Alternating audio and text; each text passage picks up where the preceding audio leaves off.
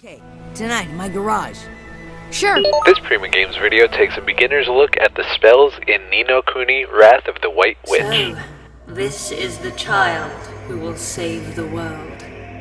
Oh, so says the... In Ni no Kuni, you play as Oliver, a boy with the ability to spellcast.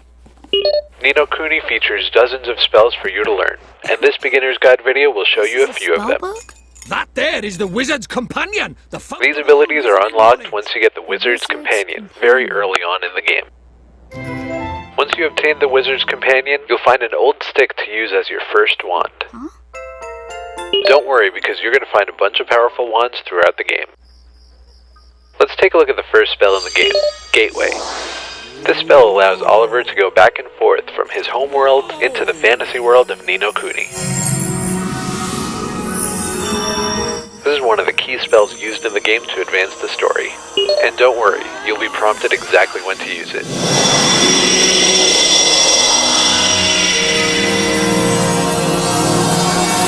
Gateway is one of the travel spells you'll find in the game. You'll eventually get teleport and flight, and all of these spells will help you fast travel back and forth throughout the different areas of the game. The next spell you learned is Form Familiar, and that gives you access to Mighty, the very first familiar you encounter in the game. And he can really help me fight? As we discussed in our last video, Mighty is going to play a key role in helping you progress through the adventure. Huh? Ouch! Once you get to Old Father Oak, you're going to learn Healing Touch and Fireball. Also, when you get to His Majesty, he's going to teach you Frostbite. Now these three spells are key during the heat of battle. Hitting square or selecting spells from the battle menu shows you all the available spells. Take a look at Healing Touch. Here, he's going to use it on Oliver, but you can also use it on other party members. Now let's look at one of the more offensive spells, Fireball.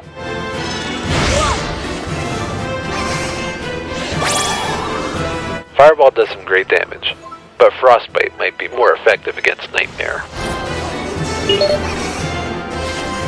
Just keep an eye on the magic points as you go through all these spells. And you're going to want to experiment a lot.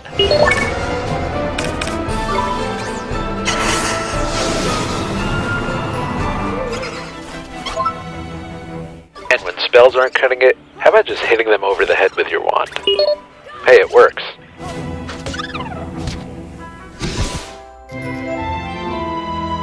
Now let's look at some of the other spells. Here we get Take Heart and Give Heart from Old Father Oak. With Take Heart, you're able to acquire another character's essence, with their permission, of course. You can then use Give Heart to give that essence to a character who really needs a boost.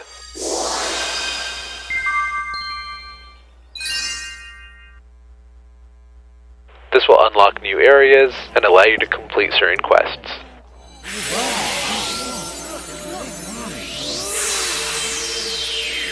Beautiful! It worked! Neato! In this example, we've given a guard some enthusiasm to perk him up. What's happening? Where... The most valuable time you use this spell is when you want to get Esther on your side, by giving her a little bit of courage. What is this?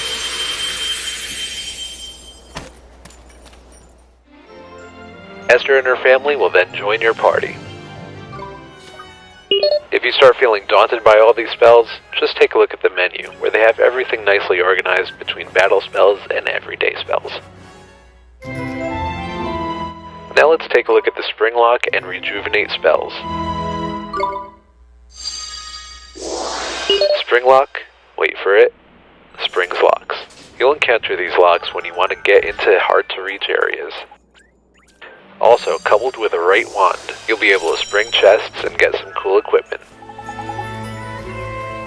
Here, Rejuvenate's going to help you get your third familiar by rewinding time and allowing this egg to hatch.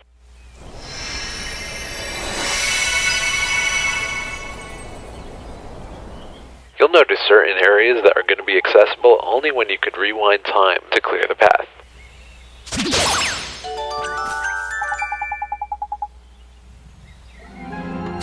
You'll notice that battle spells can also be used to unlock new areas, like in this case with Fireball.